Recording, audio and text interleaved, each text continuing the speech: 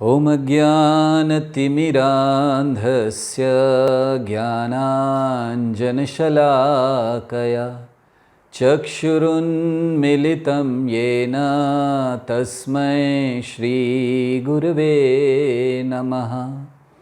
श्रीचैतन्यमनोभीष्टं स्थापितं येन भूतले स्वयं रूपः कदा मह्यं ददाति स्वपदान्तिकं। वन्देऽहं श्रीगुरौ श्रीयुतापदकमलं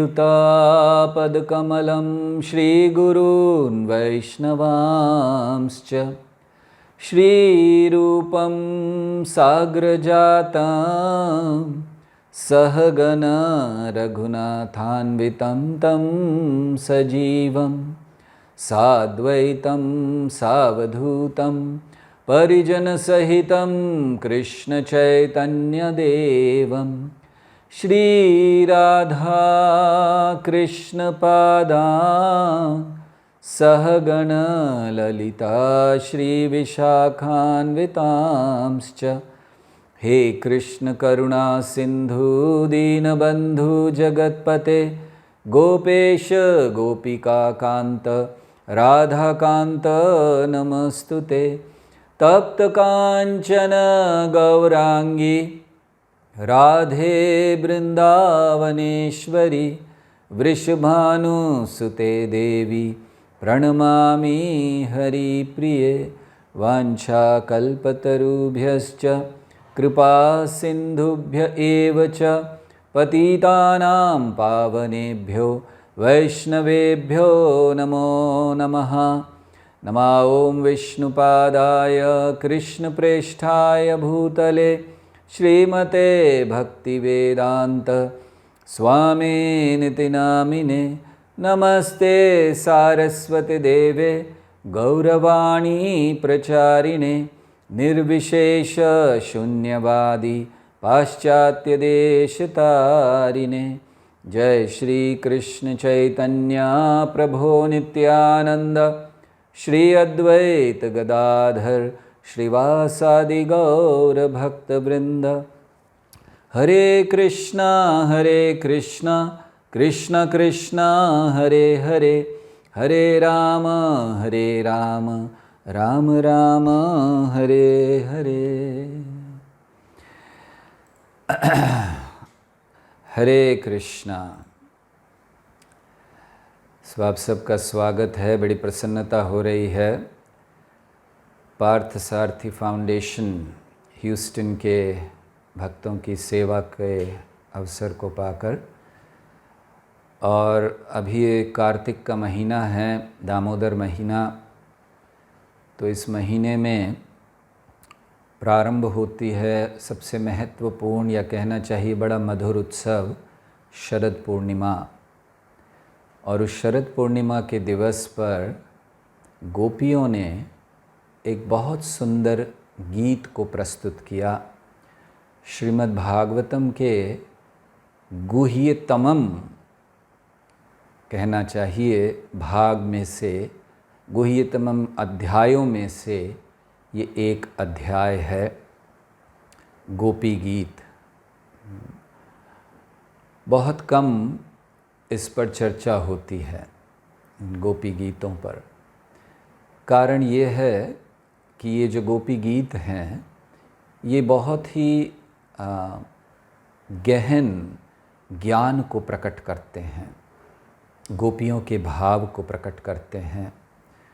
और इसीलिए बहुत कम इस विषय पर चर्चा होती है। कारण ये है कि हमारी जो अभी स्थिति है इस समय, वो स्थिति है कि हम साधना भक्ति में लगे हैं और अभी शुद्ध नहीं हुए हैं। हृदय में बहुत से अनर्थ हैं। इन अनर्थों को जब दूर करेंगे तब श्री कृष्ण की ऐसी लीलाओं को समझ सकेंगे और उनमें आनंद ले सकेंगे। फिर भी थोड़ी बहुत चर्चा इस गोपी गीत पर की जा सकती है भक्ति की दृष्टि से हमारी प्रगति को ध्यान में रखते हुए। तो इसीलिए आज कल और परसों 3 दिवस तक इस गोपी गीत पर चर्चा कर रहे हैं जो गोपियों के द्वारा गाया गया है। और इस कार्तिक महीने में विशेष करके, जिसे दामोदर महीना भी कहते हैं, भगवान ने दामोदर लीला की। कार्तिक महीना इसीलिए कहते हैं क्योंकि श्रीमती राधा रानी का महीना है, कृतिका श्रीमती राधा रानी का एक नाम, और उनके नाम से फिर कार्तिक महीना। वैसे कार्तिक महीना इसलिए भी कहा जाता है क्योंकि इस पूर्णिमा के दिवस पर, जब शरद पूर्णिमा के दिवस पर चंद्रमा कृतिका नक्षत्र के बहुत निकट होता है, और इसीलिए इस महीने को कार्तिक भी कहा जाता है। तो शरद पूर्णिमा का दिवस जो रास लीला का दिवस माना जाता है, श्री कृष्ण ने अपनी सर्वोच्च लीला प्रदर्शित की।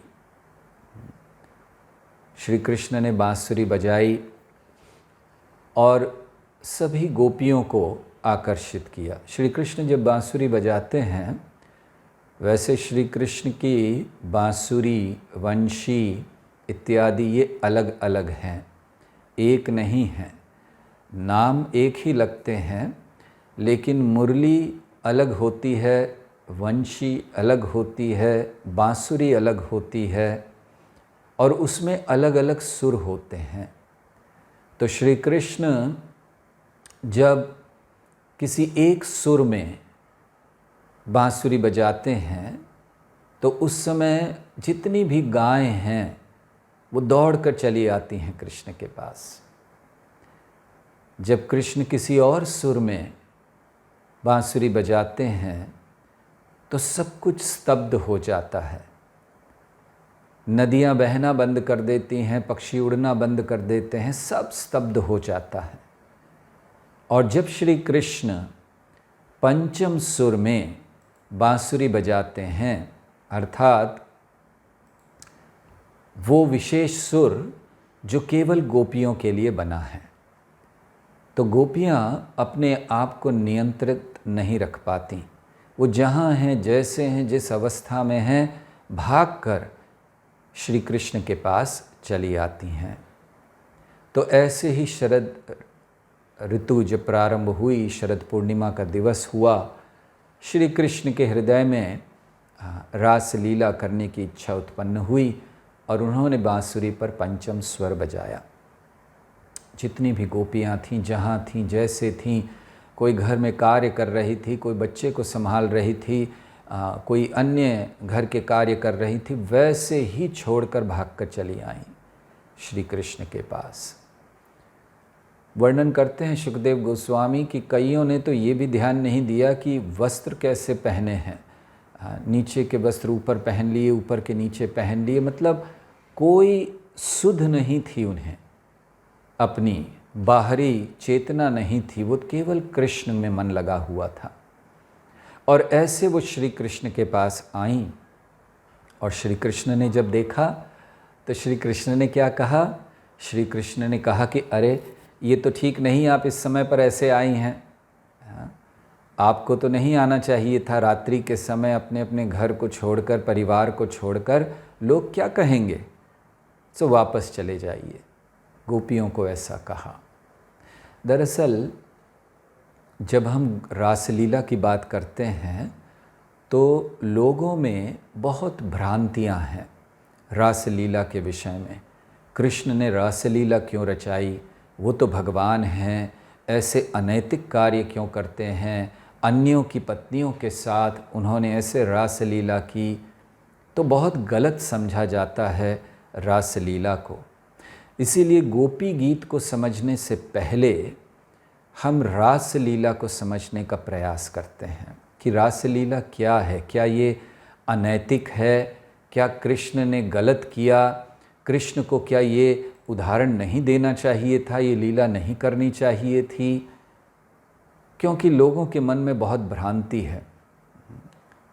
तो आइए प्रयास करते हैं ये जानने का कि क्या रासलीला गलत है।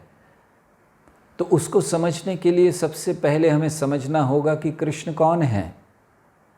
जन्माद्यस्य यतः, कृष्ण वो हैं जिनसे सब कुछ आता है। अहम सर्वस्य प्रभवः मत्तः सर्वं प्रवर्तते। सब कुछ आता है मतलब ये जगत आता है, आध्यात्मिक जगत आता है, गोपियाँ आती हैं, ग्वाल बाल आते हैं, श्रीमती राधा रानी आती हैं, हम सब आते हैं। इसीलिए कृष्ण को जन्माद्यस्य कहते हैं, जिनसे सब कुछ जन्म लेता है, प्रकट होता है। तो सबसे पहली चीज़ हमें ये समझनी है कि कृष्ण ये पूर्ण सत्य हैं और वो परिपूर्ण रूप में या पूर्ण सत्य परम पुरुष भगवान, उनसे सब कुछ आ रहा है। यहाँ जितने भी संबंध हम देखते हैं वो सारे संबंध कृष्ण में हैं, लेकिन यहाँ जो संबंध हैं वो शुद्ध रूप में नहीं है। कृष्ण में वही संबंध शुद्ध रूप में पाए जाते हैं। तो जब श्री कृष्ण को संबंध स्थापित करना होता है तो श्री कृष्ण किससे संबंध स्थापित करेंगे? अपनी ही अंतरंगा शक्ति से वो श्रीमती राधा रानी को प्रकट करते हैं और श्रीमती राधा रानी और अन्य गोपियों को प्रकट करते हैं, क्योंकि उनको संबंध स्थापित करना है। जीव गोस्वामी समझाते हैं कि जब तक हम कृष्ण की शक्तियों को ये नहीं समझेंगे कि वो अचिंत्य हैं, हमारे चिंतन के परे हैं, हम समझ नहीं सकते कि कैसे कृष्ण से राधा रानी आती हैं, कैसे कृष्ण से गोपियाँ आती हैं, कैसे कृष्ण से असंख्य जीव आते हैं, अचिंत्य है। जब तक इस बात को नहीं जानेंगे कि कृष्ण की शक्तियाँ अचिंत्य हैं, हम कृष्ण को नहीं समझ सकते। इसीलिए हमें पहले ये जान लेना होगा कि श्री कृष्ण की ये सारी शक्तियाँ जिससे वो प्रकट करते हैं वो अचिंत्य हैं। और फिर श्री कृष्ण लीला करना चाहते हैं। किस तरह से? जैसे एक बच्चा, उसको अपने खिलौना से खेलना होता है, तो अगर वो खिलौनों से उसके ही खिलौने हैं, अगर वो खेल रहा है तो हम निंदा नहीं करते उसकी। श्री कृष्ण अगर अपनी शक्तियों के साथ आनंद लेते हैं, जो शक्तियों के स्रोत हैं, तो हमें निंदा नहीं करनी चाहिए। हाँ, अगर आप उनकी शक्तियों के साथ आनंद लेते हैं तो वो निंदनीय है। जैसे एक बच्चा खेल रहा है अपने खिलौने से, तो उसमें कोई गलती नहीं, आप जाकर उसका खिलौना छीन कर खुद खेलने लगें तो आप चोर कहलाते हैं। इसी तरह श्री कृष्ण अगर अपनी इंद्रियों के साथ, अपनी शक्तियों के साथ आनंद ले रहे हैं तो उसमें कोई दोष नहीं, लेकिन आप उनकी शक्तियों के साथ वही आनंद लेने का प्रयास करते हैं तो आप दोषी कहलाते हैं। सो इसीलिए ये समझना चाहिए कि श्री कृष्ण केवल अपनी इंद्रियों, अपनी शक्तियों के साथ आनंद ले रहे हैं। और फिर ये रासलीला है क्या? रासलीला वो है जिसे बड़े बड़े ऋषि मुनियों ने गुणगान किया है। आराध्य भगवान ब्रजेश तनयस तद्धाम वृंदावनम रम्या काचिदुपासना व्रजवधु वर्गे नया कल्पिता। स्वयं चैतन्य महाप्रभु जो बहुत ही स्ट्रिक्ट सन्यासी हैं, वो भी ये कहते हैं रम्या काचिद उपासना व्रजवधु। तो ऐसे जो व्रजवधु, जो गोपियां हैं, उनकी तो उपासना करनी चाहिए। और जितने भी बड़े बड़े ऋषि मुनि हैं, सुखदेव गोस्वामी हों, व्यासदेव हों, नारद मुनि हों, सभी ने इस रासलीला का गुणगान किया है। तो ये हम मान नहीं सकते कि अगर रासलीला बहुत निकृष्ट होती तो ऐसे बड़े बड़े जो ऋषि मुनि हैं, साधुगण हैं, और स्वयं चैतन्य महाप्रभु जो सिखलाने आए हमें भक्ति, वो गुणगान नहीं करते। और रासलीला सुनने की योग्यता क्या है, ये हमें ध्यान से समझ लेना चाहिए। आप जब भारत में आते हैं, विशेषतः वृंदावन में, आपको बहुत बड़े बड़े होर्डिंग्स दिखाई देते हैं, रासलीला पर प्रवचन, रासलीला कथा, रासलीला का वर्णन। तो लगता है कि सुन लेना चाहिए, क्या किया, कैसे हुई रासलीला। तो उसको सुनने से पहले योग्यताओं को सुन लीजिए। हम गोपी गीत पर बोलने जा रहे हैं तो हमें योग्यता भी जान लेनी चाहिए कि रासलीला कौन समझ सकता है। सबसे पहला लक्षण या सबसे पहली योग्यता रासलीला को समझने की है कि वो व्यक्ति परंपरा में होना चाहिए। परंपरा में आए बिना रासलीला का वर्णन सुनना, कहना असंभव है। तो इसीलिए परंपरा का होना बहुत आवश्यक है, पहली योग्यता है। दूसरी योग्यता, नियमित जीवन होना चाहिए, संयम का जीवन होना चाहिए, जैसे सुखदेव गोस्वामी का था। एक भोगी व्यक्ति, एक इंद्रिय आसक्त व्यक्ति न तो रासलीला बोल सकता है और ना ही सुन सकता है। तो ये तो सुनने की योग्यता है, संयमित जीवन चाहिए। तीसरी योग्यता, गुरु के आदेश का पालन करने वाला व्यक्ति होना चाहिए। ऐसा व्यक्ति नहीं जो केवल स्वतंत्र भाव में रहता है, गुरु के आदेशानुसार अपना जीवन चलाने वाला व्यक्ति ये रासलीला को सुनने का योग्य है। तो क्या क्या योग्यताएं हैं? पहली योग्यता परंपरा होनी चाहिए, दूसरा संयमित जीवन होना चाहिए, तीसरा गुरु के आदेश का पालन करना चाहिए और चौथा रासलीला भक्तों के मध्य बैठकर सुननी चाहिए। क्योंकि भगवान की लीलाओं का आनंद भक्तों के मध्य, एक शुद्ध भक्त के मुख से जब प्रकट होता है तब वो हृदय को शुद्ध करता है, नहीं तो मनोरंजन करता है। भक्ति कोई मनोरंजन का विषय नहीं है, भक्ति कृष्ण रंजन का विषय है। आज तक हमने जीवन में केवल मनोरंजन किया है, मन को आनंद दिया है, और भक्ति हमें सिखलाती है मनोरंजन से कृष्ण रंजन की ओर बढ़िए। अब कृष्ण को आनंद देना प्रारंभ कीजिए, बहुत हो गया मनोरंजन। तो इसीलिए जब भक्तों के बीच में नहीं सुनते हैं, अच्छा लगता है, अर्थात मनोरंजन होता है, हृदय शुद्ध नहीं होता। तो ये कुछ योग्यताएं हैं कि व्यक्ति इस योग्यता के आधार पर रासलीला को सुन सकता है। अब रासलीला बहुत गलत है, लोग कहते हैं तो कृष्ण की क्या उम्र थी, कितने साल के थे, कितने वर्ष के थे कृष्ण? 8 वर्ष के, और गोपियां उनसे छोटी। आपके घर में अगर कोई 8 साल का लड़का किसी 6-7 साल की लड़की के साथ खेल रहा होता है, आप उसको अनैतिक कहते हो? घर में कहाँ, अगर कोई पब्लिक प्लेस में भी होता है तो लोग आनंद लेते हैं, अच्छा बच्चे खेल रहे हैं, कोई बात नहीं, उसको कोई अनैतिक नहीं कहता। यहाँ कृष्ण 8 वर्ष के हैं, गोपियाँ उनसे छोटी हैं और रासलीला की निंदा हो रही है। क्यों हो रही है?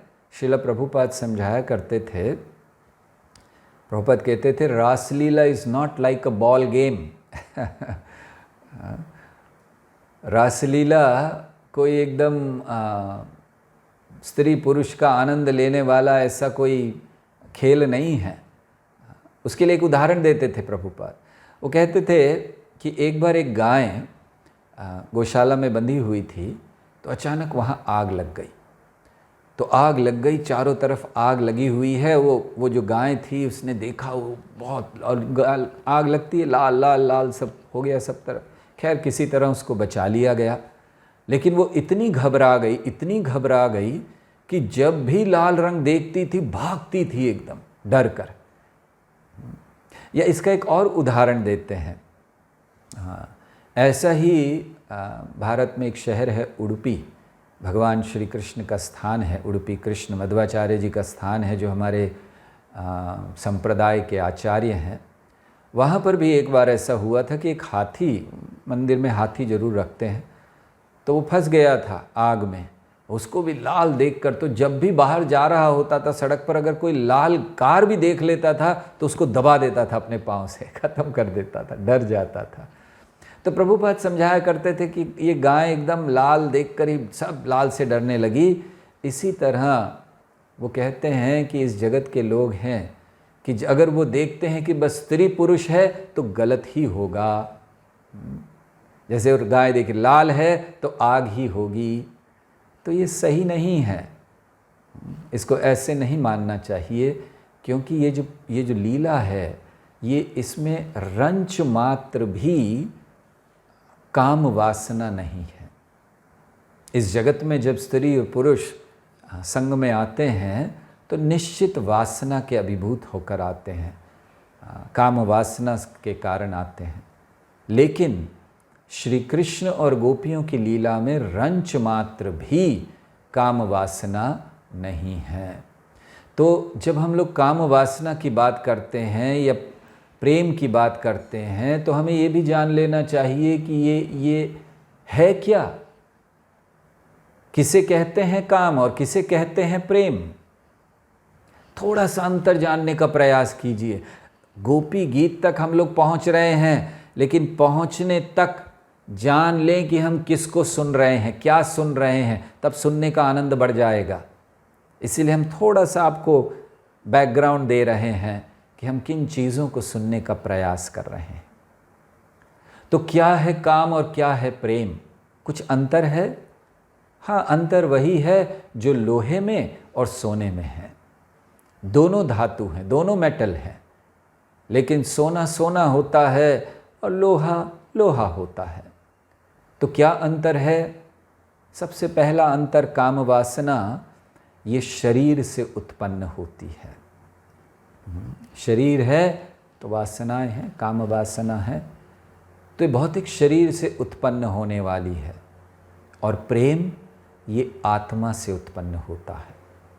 प्रेम शरीर के आधार पर नहीं किया जाता, शुद्ध प्रेम आत्मा के स्तर पर होता है। दूसरा अंतर, ये जो काम वासना है ये अपने आनंद के लिए की जाती है, और प्रेम अन्यों की सेवा के लिए किया जाता है। काम वासना में हम नियंत्रण करना चाहते हैं, कंट्रोल करना चाहते हैं, और प्रेम में हम कंट्रोल होना चाहते हैं। We want to be controlled, that is love, controlled by Krishna completely, उसे प्रेम कहते हैं। प्रेम वो नहीं है जहां हम कंट्रोल करना चाहते हैं, नियंत्रित करना चाहते हैं, अपने आप को कुछ स्थापित करना चाहते हैं। प्रेम वो है जहां हम कंट्रोल्ड होना चाहते हैं। काम वो है जहां स्वार्थ है, एक्सप्लॉइटेशन है। प्रेम वो है जो निस्वार्थ है। इसीलिए काम हमें गुलाम बनाता है, प्रेम हमें स्वतंत्र करता है। तो इसलिए ये जो रास लीला है, ये दरअसल काम को प्रेम में परिवर्तित करने की लीला है। अगर हमारे हृदय में काम है, वासनाएं हैं, अगर हम शुद्ध हृदय से आचार्यों की टीकाओं के आधार पर परंपरा में आए हुए भक्तों से रास लीला या गोपी गीत को सुनते हैं, तो हृदय का काम प्रेम में परिवर्तित हो जाता है। तो ये जो गोपियां हैं, जो अब ये गोपी गीत गा रही हैं, ये है कौन? साधारण स्त्रियां हैं,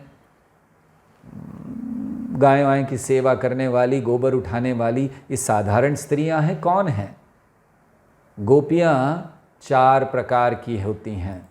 जो भगवान के साथ लीलाएं कर रही थीं, ये गोपियां 4 प्रकार की हैं।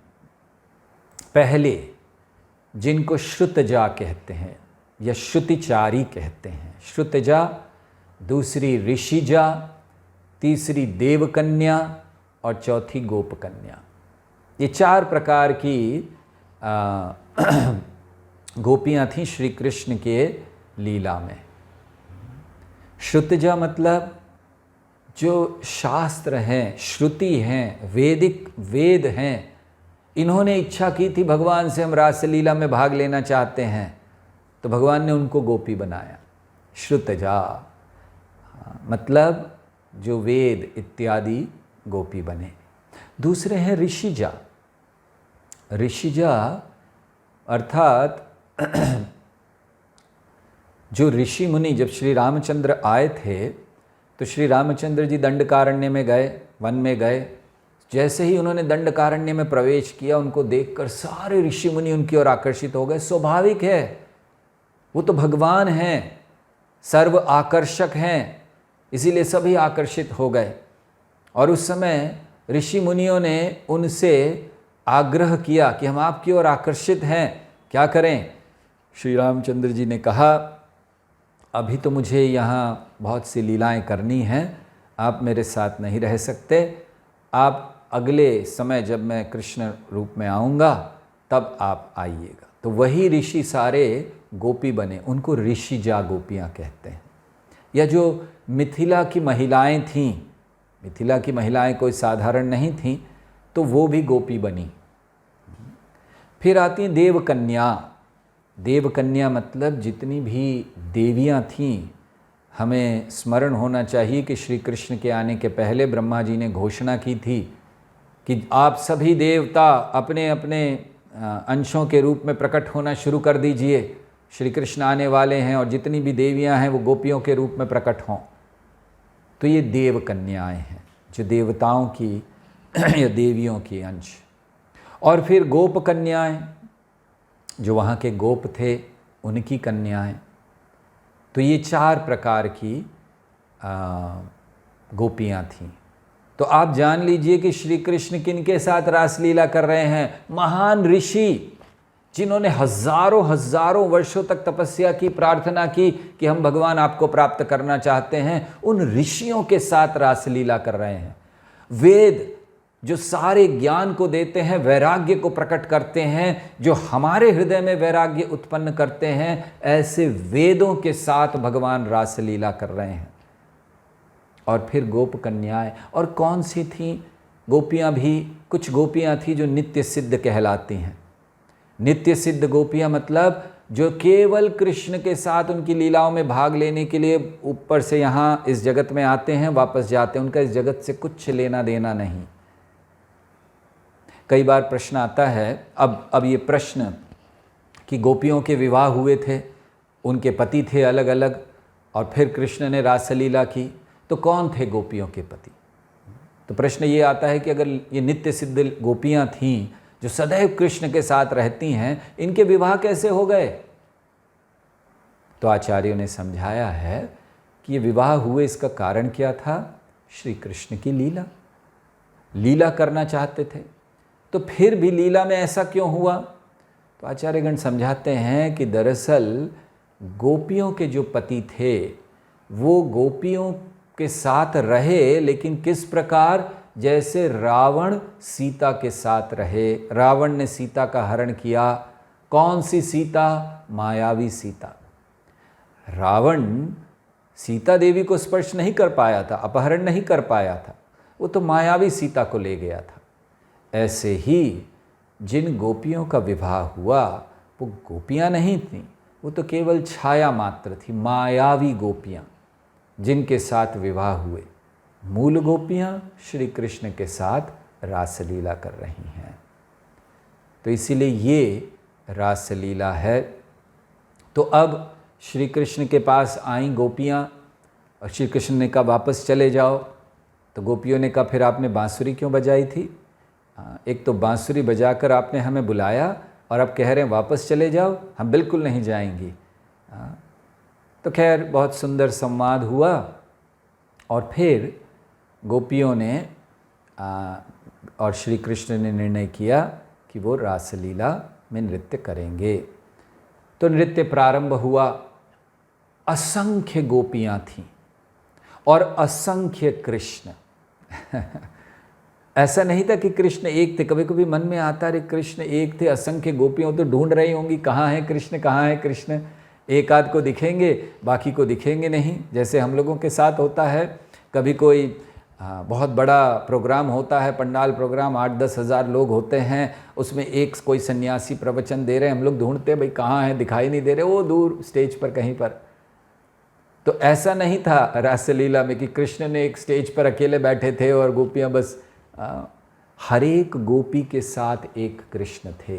ये कृष्ण का विस्तार था। कृष्ण जब अपना विस्तार करते हैं तो प्रमुखतः उनके व्यक्तिगत विस्तारों में दो प्रकार के विस्तार होते हैं। एक होते हैं जिनमें कोई भेद नहीं है, वही रंग, वही भाव, वही शक्ति, सब कुछ वही। जैसे श्री कृष्ण रासलीला के समय विस्तार करते हैं, द्वारिका में 16,108 रूपों में विस्तार करते हैं, ये श्री कृष्ण ने विस्तार करते थे। आप जानते हैं कि रोज, अब सोचिए 16,108 रानियां थीं, श्री कृष्ण 16,108 रूपों में अलग अलग रानी के साथ रहते थे। अच्छा, तो जब राजसभा में आना होता था तब क्या होता था? 16,108 में से कौन से आते थे? क्या उन्होंने नियम बनाया था कल तुम जाओगे, परसों वो जाएंगे, फिर वो जाएंगे? तो मतलब 16,108 दिन के बाद किसी का चांस आता था कृष्ण का? नहीं। 16,108 कृष्ण महलों के बाहर निकलते थे, एक हो जाते थे, और वो एक कृष्ण जाते थे राज्यसभा में, राजसभा में, और फिर वापस आते थे और फिर से 16,108 होकर अपने अपने महल में जाते थे। तो ऐसे श्री कृष्ण विस्तार, तो ये एक प्रकार के विस्तार हैं जिसमें कोई अंतर नहीं। दूसरे विस्तार होते हैं जिसमें केवल रंग मात्र का अंतर होता है। जैसे चैतन्य चरितामृत में वर्णन करते हैं, सर्व अवतारी कृष्ण स्वयं भगवान, ताहर द्वितीय देह श्री बलराम, एक ही स्वरूप दोहे भिन्न मात्र काया, आद्य काया व्यूह कृष्ण लीला रसहाया।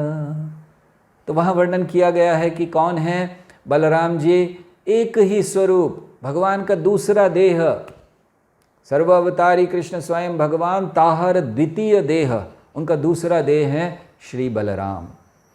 एक ही स्वरूप, दोहे भिन्न मात्र काया, केवल रंग का फर्क है, नहीं तो दोनों एक ही हैं, दोनों भगवान हैं। तो ये वर्णन, तो ये प्रकार के। तो अब श्री कृष्ण ने विस्तार कर लिया अपना, असंख्य गोपियाँ, असंख्य श्री कृष्ण, हर एक गोपी के साथ एक कृष्ण, और गोपियाँ आनंद ले रही हैं, नृत्य हो रहा है, और गोपियों के हृदय में थोड़ा सा अहंकार आ गया। क्या अहंकार आ गया? कृष्ण मेरे साथ हैं। वो देख नहीं पाई, वो इतना ज़्यादा कृष्ण में आसक्त थी, कृष्ण के नृत्य में रमे हुए थे कि वो देख नहीं पाई कि अरे आपके पास जो गोपी है उसके पास भी कृष्ण है, इधर जो गोपी है उसके पास भी कृष्ण है। लेकिन उन्होंने सोचा नहीं, केवल कृष्ण मेरे साथ हैं। थोड़ा सा अहंकार आया, कृष्ण छोड़कर चले गए। एक बहुत महत्वपूर्ण प्रश्न मन में आता है कि गोपियाँ इतनी श्रेष्ठ हैं, फिर उनके हृदय में ये अहंकार कैसे आ गया? कौन है गोपियाँ? भगवान की सर्वश्रेष्ठ भक्त, सब कुछ त्याग चुके हैं भगवान के लिए, भगवान उनके लिए कुछ भी कर सकते हैं, और ऐसी गोपियों के हृदय में अहंकार, ये कैसे हो सकता है? तो इस प्रश्न का उत्तर है कि पहली चीज़ समझनी चाहिए कि ये योग माया की व्यवस्था थी। गोपियों के हृदय में अहंकार आना योग माया की व्यवस्था थी, जिसके द्वारा वो चाहती थी कि गोपियों की कृष्ण के प्रति आसक्ति बढ़े। तो गोपियों की कृष्ण के प्रति आसक्ति बढ़ाने के लिए उनके हृदय में ये अहंकार लाया गया। लेकिन दूसरी ओर एक बहुत महत्वपूर्ण संदेश हम सब के लिए है, और वो क्या है? अहंकार नहीं होना चाहिए। अगर अहंकार हृदय में होगा तो कृष्ण अगर गोपियों को छोड़ सकते हैं तो हमारी क्या वैल्यू है? इसीलिए अहंकार बिल्कुल हृदय में नहीं होना चाहिए। ये हमें एक बहुत सुंदर संदेश इससे मिलता है कि जब भगवान गोपियों को छोड़कर चले गए हैं तो हमें जानना चाहिए। कभी कभी हमें अहंकार हो जाता है, हमें कोई पद मिल जाता है, हमें कोई प्रसन्नता मिल जाती है, हमें कोई प्रसिद्धि मिल जाती है, लोग हमारा गुणगान करते हैं तो अहंकार बढ़ जाता है। हमें कोई पद दे दिया जाता है, टेम्पल प्रेसिडेंट हो जाते हैं या किसी और जगह के कोई इंचार्ज हो जाते हैं, अहंकार बढ़ जाता है। लोग आकर कहते हैं प्रभु जी आप बहुत अच्छा प्रवचन करते हैं, आप प्लीज़ आइए, अहंकार बढ़ जाता है। लोग कहते हैं आप बहुत अच्छा गाते हैं, आपको तो सीडी निकालने, अपना अपना वीडियोस निकालने चाहिए, आपको एल्बम निकालनी चाहिए, अहंकार बढ़ जाता है। हम भूल जाते हैं कि ये जो कला है, ये जो गुण हैं, ये भगवान दे रहे हैं और जब चाहें ले सकते हैं। जीवन में इस बात को कभी मत भूलिए कि जो आपके पास है उसको श्री कृष्ण एक क्षण में ले सकते हैं। अगर ये भाव रहा तो कभी अहंकार नहीं आएगा। और ये बात सत्य है, आपके पास बहुत धन है, कितना समय लगेगा कृष्ण को लेने के लिए? आपके पास बहुत ऐश्वर्य है, बहुत यश है, कितना समय लगेगा आपको बदनामी देने के लिए? और ज़्यादा से ज़्यादा बहुत महत्वपूर्ण बात, आपके पास जीवन है, कितना समय लगेगा कृष्ण को वो जीवन लेने के लिए? इसलिए अहंकार कैसा, किस चीज़ का अहंकार? हमें भगवान जब चाहें हमसे ये सब वापस ले सकते हैं। तो इसलिए हमारे लिए ये एक बहुत बड़ा संदेश गोपियों के माध्यम से कृष्ण हमें दे रहे हैं कि जब मैं गोपियों को और गोपियों में राधा रानी को भी छोड़ सकता हूँ, आगे चलकर तो उन्होंने राधा रानी को भी छोड़ दिया, तो फिर हम सब क्या सोचें अपने विषय में। महाप्रभुर भक्त गणेर वैराग्य प्रधान, जहाँ देखी प्रीति है न गौर भगवान। महाप्रभुर भक्त गणेर, जितने भी भक्त हैं चैतन्य महाप्रभु के, उनकी प्रधानता, उनका प्रमुख लक्षण क्या है? वैराग्य। और वैराग्य का मतलब क्या है? वैराग्य का मतलब घर छोड़ देना, संन्यास ले लेना, हिमालय चले जाना, बिल्कुल नहीं। महाप्रभु के अधिक से अधिक भक्त गृहस्थ थे, तो फिर वैराग्य का सही अर्थ क्या है? वैराग्य का सही अर्थ है कृष्ण में आसक्ति बढ़ाना। वैराग्य की पूर्णता कृष्ण आसक्ति में है। जितनी हम आसक्ति कृष्ण से बढ़ाते हैं, उतना इस जगत से वैराग्य उत्पन्न होता है। तो गोपियों में जब ये अहंकार आया तो श्री कृष्ण चले गए और फिर गोपियां ढूंढने लगीं श्री कृष्ण को। यहाँ वहाँ घूमी, अंदर वन में चली गईं, कहीं कृष्ण नहीं मिले। कृष्ण का स्मरण तीव्र हो गया और फिर सब आईं और जमुना के तट पर बैठीं। और जमुना के तट पर बैठकर फिर उन्होंने ये गोपी गीत गाया, जिसकी अब हम चर्चा प्रारंभ करेंगे। तो ये गोपी गीत उन्होंने गाया। ये क्या है गोपी गीत? ये एक किसी गोपी के द्वारा गाया गया नहीं है, कई गोपियों ने, सारी गोपियाँ, एक एक, कोई गोपी ये कह रही है, कोई वो कह रही है, तो उन्होंने ये गीत गाया। तो अब ये गोपी गीत क्या है, अब इसको समझें और फिर गोपी गीत पर चर्चा प्रारंभ करेंगे। तो साधारणतः गोपी गीत माना जाता है कि गोपियों के प्रेम का प्राकट्य है, यह सही है। या माना जाता है कि गोपियों के विरह का प्राकट्य है, ये भी सही है। लेकिन आइए कुछ ऐसे लक्षण देखें इस गोपी गीत के जो हमारे लिए महत्वपूर्ण है। अब अगर हमारी दृष्टि से, हमारे स्तर पर भक्ति में आगे बढ़ने के लिए हम जानना चाहें कि गोपी गीत क्या है, तो सबसे पहला, ये भगवान की सर्वश्रेष्ठ जो भक्त हैं अर्थात गोपियाँ, उनके द्वारा दी गई शिक्षा है। वो हमें सिखला रही हैं। आप सोचिए कि जब गोपियाँ कुछ कहती हैं तो उसको बहुत श्रेष्ठ माना जाता है। जैसे मान लीजिए कृष्ण हैं, कृष्ण का वर्णन जब किया जाता है, कृष्ण बहुत सुंदर हैं, हम सब जानते हैं कृष्ण बहुत सुंदर हैं, इतने सुंदर हैं कि सबके लिए आकर्षक हैं। जब कृष्ण वृंदावन में थे तो जितने भी लोग थे कृष्ण के प्रति आकर्षित थे। आप में से अधिकतर गृहस्थ हैं, तो आप सब जानते हैं कि आप सब अन्य बच्चे आपको अच्छे लगते हैं, लेकिन अपना बच्चा सबसे ज़्यादा अच्छा लगता है। सही है ना? कि आपको बाकी बच्चे तो ठीक हैं, बहुत अच्छे हैं, लेकिन अपने बच्चे वो सबसे ज़्यादा प्रिय होता है। लेकिन वृंदावन में ये उल्टा है।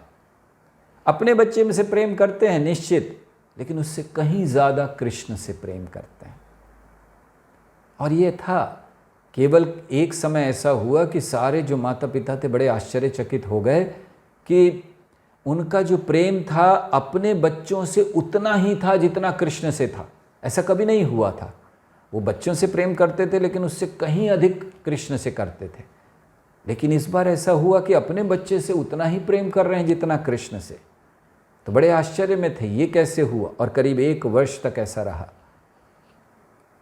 वो था, आप सब जानते हैं, ब्रह्म विमोहन लीला का समय, जब ब्रह्मा जी ने ग्वाल बालों को चुरा लिया था और फिर श्री कृष्ण ही सारे ग्वाल बाल बने थे।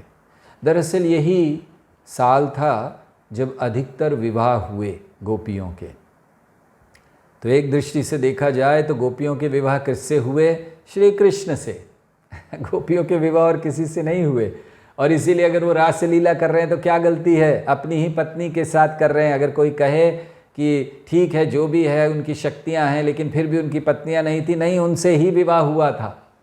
क्योंकि जिस समय विवाह हुआ उस समय ग्वाल बाल तो वहाँ ब्रह्मा जी के साथ बैठे हुए थे और यहाँ जो थे वो कृष्ण थे।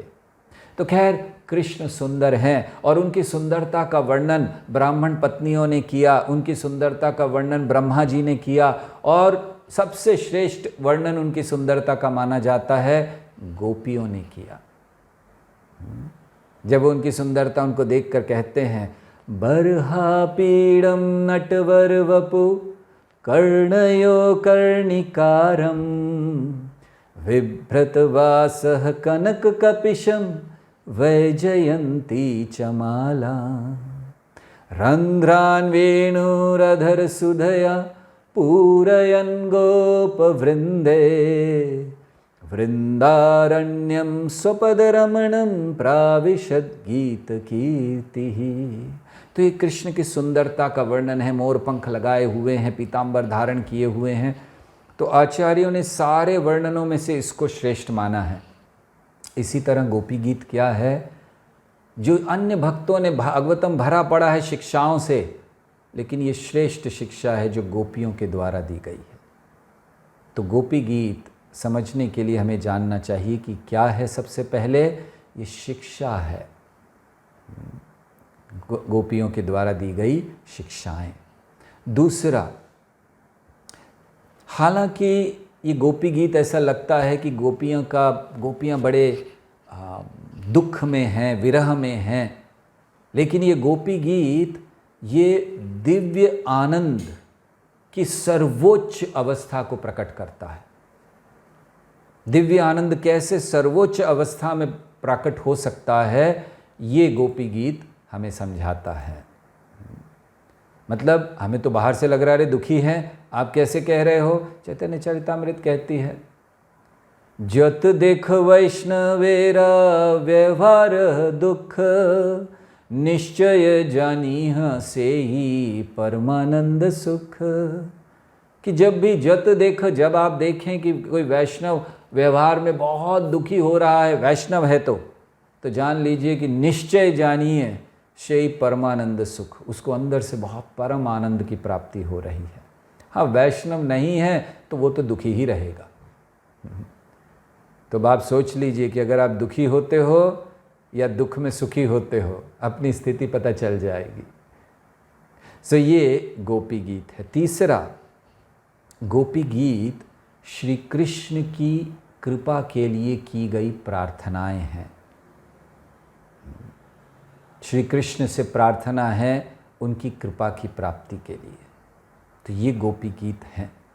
पहला हमने बताया, गोपी गीत हैं सर्वश्रेष्ठ भक्तों के द्वारा शिक्षा, हमारे भक्ति में आगे बढ़ने के लिए। दूसरा, सर्वश्रेष्ठ अवस्था है दिव्य आनंद की जो गोपियाँ प्रकट कर रही हैं। तीसरा, ये प्रार्थनाएं हैं श्री कृष्ण की कृपा के लिए।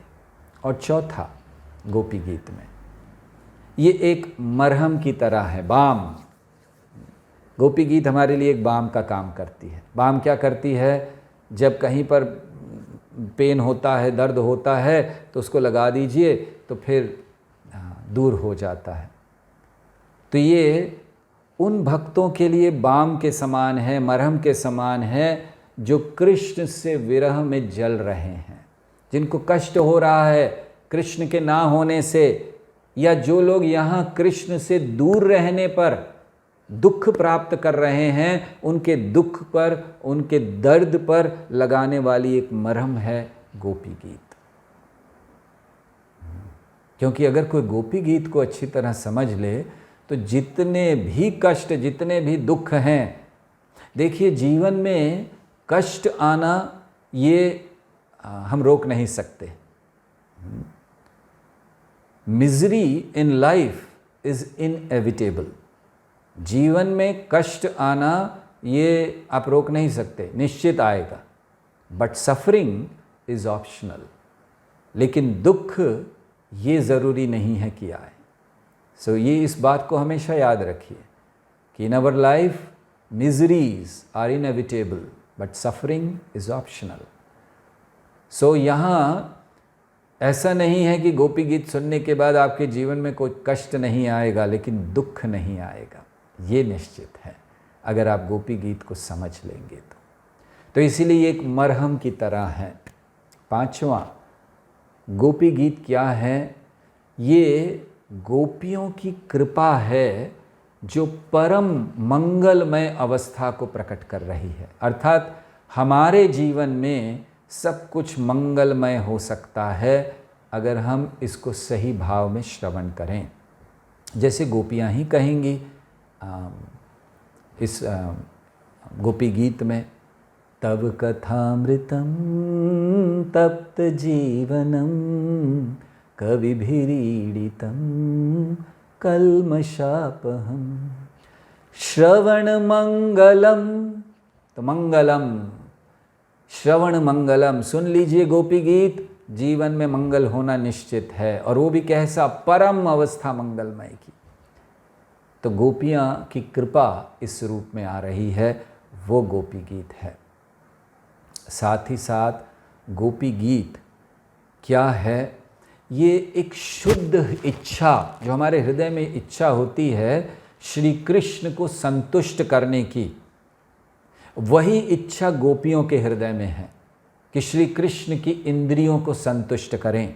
जैसे हम सब जानते हैं, आत्मेंद्रिय प्रीति वांछा तारे बलि काम, कृष्ण इंद्रिय प्रीति इच्छा धोरे प्रेम नाम। तो जब कृष्ण की इंद्रियों को संतुष्ट करने की इच्छा, शुद्ध इच्छा हृदय में हो, उसका प्राकट्य है ये गोपी Geet. Gopi Geet are manifestation of pure desire to satisfy the supreme lord's spiritual senses. This is Gopi Geet. साथ ही साथ गोपी गीत क्या है? ये एक पथ है। This is a way leading up to seeing Krishna face to face. ये एक पथ है गोपी गीत, जो एक एक गीत के द्वारा, एक एक श्लोक के द्वारा हमें उस स्थान तक ले जा रहा है जहां हम कृष्ण को प्रत्यक्ष, फेस टू फेस, आमने सामने देख सकेंगे। क्योंकि गोपी गीत के बाद क्या हुआ था? जब गोपी गीत गाया और फिर श्री कृष्ण प्रकट हो गए थे। तो इसीलिए ये गोपी गीत ये एक एक सीढ़ी है कृष्ण तक जाने के लिए। और हम सब, हमने अब गोपी गीत के विषय में इतना चर्चा की कि क्या है गोपी गीत, तो हम सब उसको किस रूप में समझेंगे? हम जो अब आज और अगले 2 दिन में चर्चा करेंगे, तो हम गोपी गीत को कैसे समझेंगे? हम उनको उनकी शिक्षाओं के रूप में समझेंगे, और हम समझेंगे कि कैसे ये एक पथ है, सीढ़ियाँ हैं, स्टेयरकेस है, कैसे एक से दूसरा श्लोक, दूसरे से तीसरा श्लोक जुड़ा हुआ है, और वो हमें कृष्ण की ओर ले जा रहा है। तो ये प्रयास हम लोग अब गोपी गीत के माध्यम से करने का प्रयास करेंगे। तो ये है गोपी गीत जिसकी अब हम लोग चर्चा प्रारंभ कर रहे हैं। तो पहला जो श्लोक है उसको हम उच्चारण करेंगे। आप सब भी जहाँ पर भी हैं, बैठे हैं, आप भी उच्चारण कर सकते हैं ये पहला श्लोक, और फिर इस पर चर्चा प्रारंभ करेंगे। गोप्या ऊचुः जयति तेऽधिकं जन्मना ब्रजा शयत इंदिरा शश्वदत्रहि दयितदृश्यतां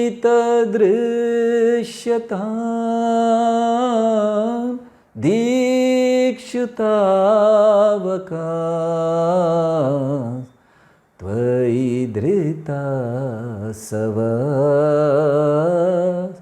त्वां विचिन्वते। सो यहाँ गोपियाँ प्रारंभ कर रही हैं इस श्लोक के द्वारा। जयति ते धिकम जन्मना ब्रज शयत इंदिरा शश्वदत्रहि।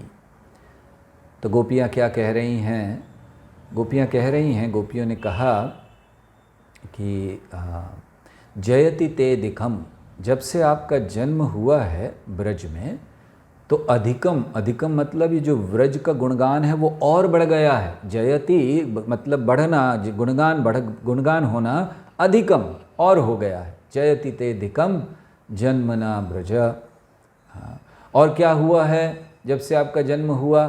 श्रयत इंदिरा, इंदिरा अर्थात लक्ष्मी देवी यहीं पर रह रही हैं, कहीं गई ही नहीं हैं ब्रज छोड़कर, अर्थात ऐश्वर्य बहुत बढ़ गया है। इंदिरा यहीं रह रही हैं। दयितदृश्यता दीक्षुतावका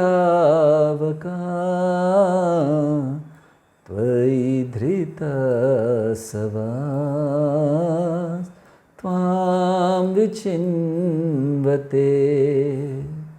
तो कहा जा रहा है कि कृपया प्रकट हो जाइए, दयित दृश्यताम, देख सके हम आपको ढूंढ रही हैं, बहुत समय से सब जगह ढूंढ रही हैं, कृपया आप प्रकट हो जाइए। क्यों?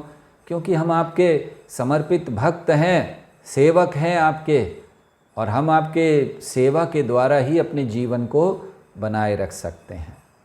तो ये प्रार्थना गोपियाँ कर रही हैं। तो अगर एक बाहरी दृष्टि से देखा जाए, गोपियों की प्रार्थना है, गोपियाँ ढूंढ रही हैं, और गोपियों ने कहा कि हम आपको देखना चाहती हैं, ब्रज अच्छा हो गया और इसी तरह से आप प्रकट हो जाइए। आइए अब इसको समझने का प्रयास करते हैं। जैसे हमने बताया कि ये जो गोपी गीत है ये एक एक स्टेप है कृष्ण के निकट जाने का।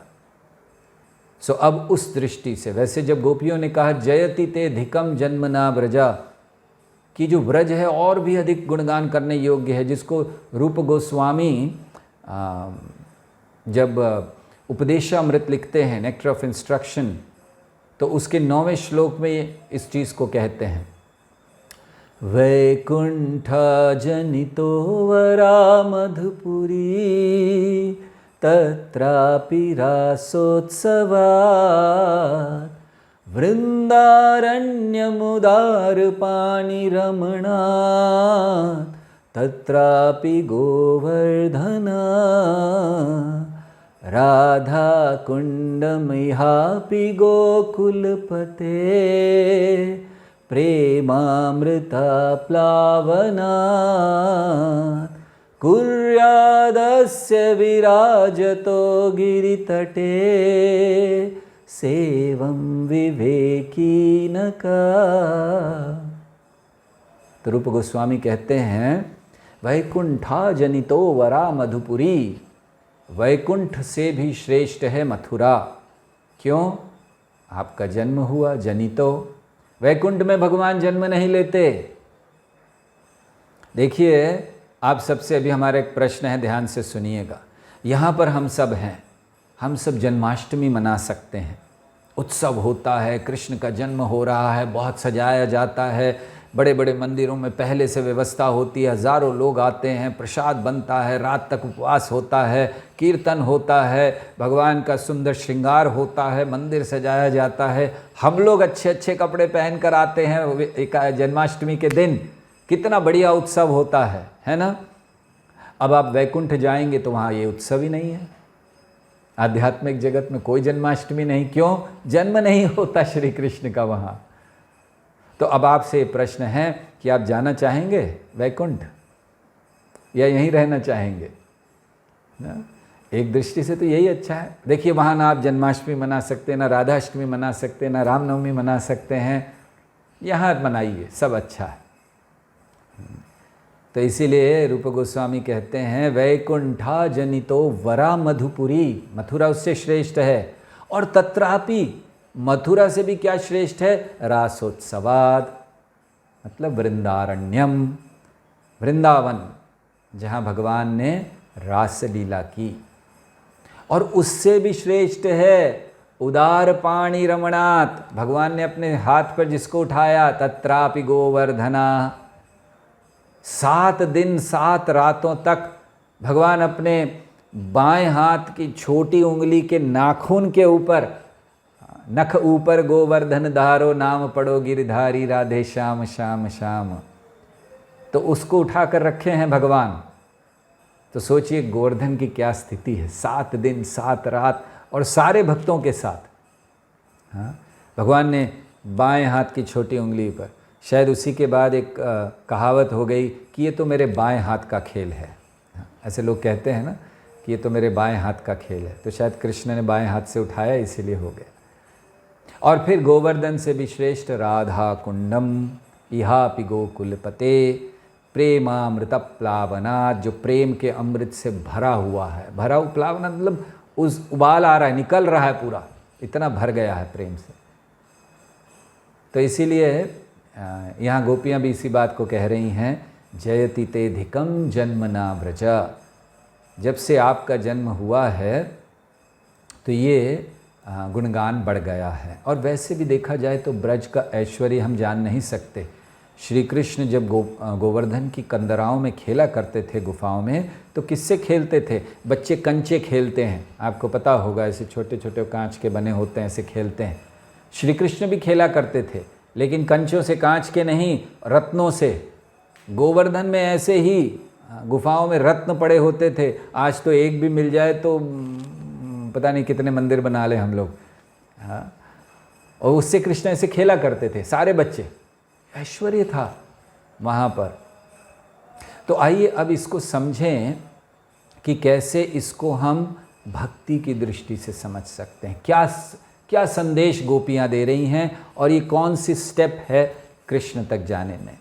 ये पहली स्टेप है जहाँ गोपियाँ समझा रही हैं, या हमें इससे समझना चाहिए जब कहा जाता है जयति ते धिकम जन्मना ब्रजा, कि आपका जन्म होने से सारा व्रज का गुणगान हो गया, हमारा जन्म होने से कौन सी भूमि का गुणगान हुआ है। तो इसका अर्थ क्या है? सबसे पहले अपने जन्म और कृष्ण के जन्म के अंतर को समझें। जयति ते धिकम जन्म न व्रजा।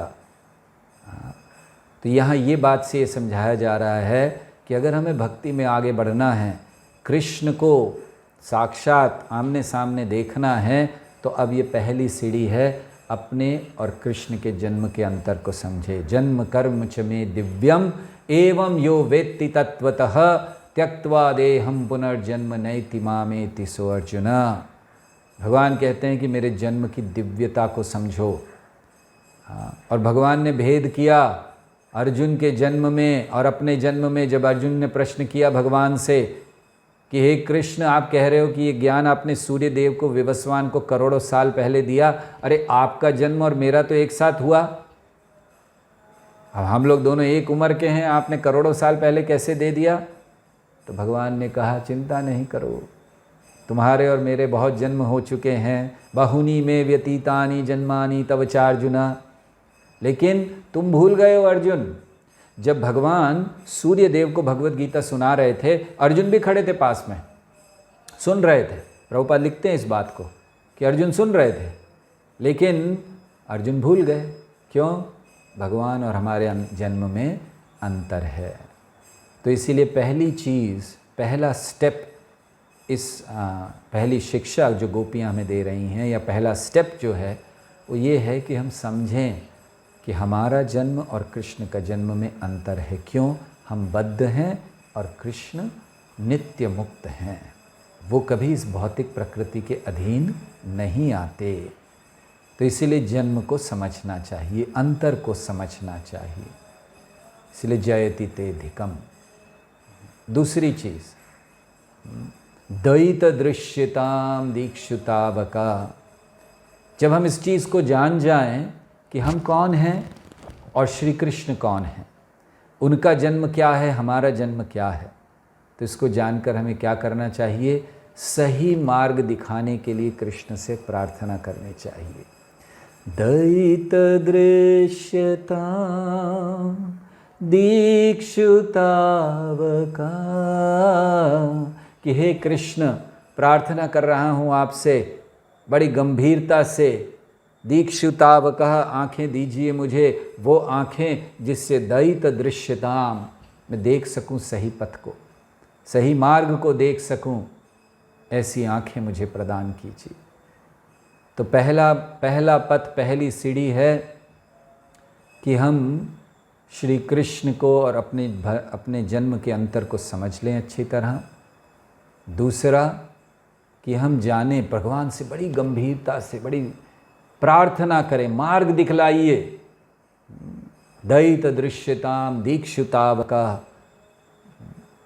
और फिर क्या करें? मार्ग आ गया, जब हमने भगवान से प्रार्थना की तो भगवान एक गुरु को भेजते हैं। हृदय में भगवान हैं जिन्हें चेत गुरु कहा जाता है। और जब हम गंभीरता से जिज्ञासा करते हैं, भगवान मैं जानना चाहता हूँ आपको, कौन हैं आप, मैं कौन हूँ, क्या अस्तित्व है मेरा, तो भगवान एक गुरु को भेजते हैं और फिर हम उनके अधीन रहकर सेवा करते हैं।